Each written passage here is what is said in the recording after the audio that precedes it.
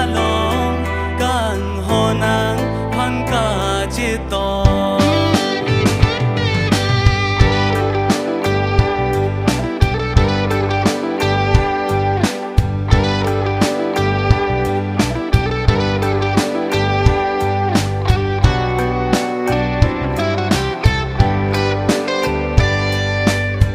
ranam bena son ke me jok penta chin bar dunde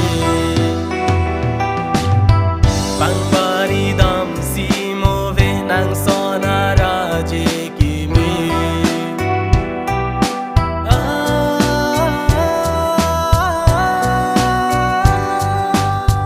manai bena son nang ke obong kang hon nang bulon song dara dangan ke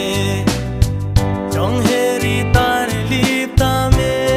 long dam athai si ave machinga se jang manang je than te kang ke nang me phan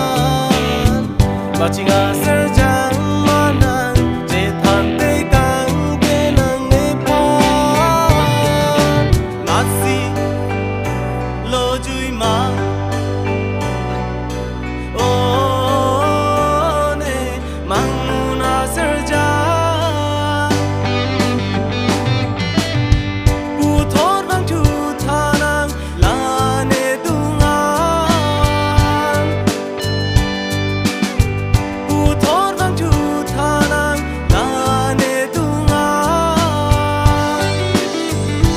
ne mangun pirbi along kang honang phan ka chito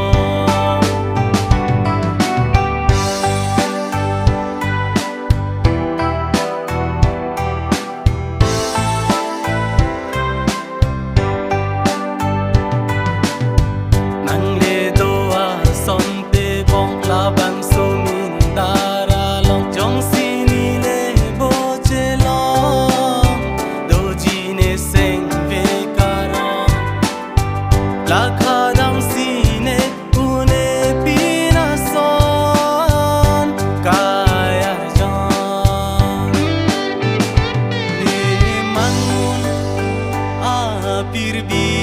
along kang honang phan ka chito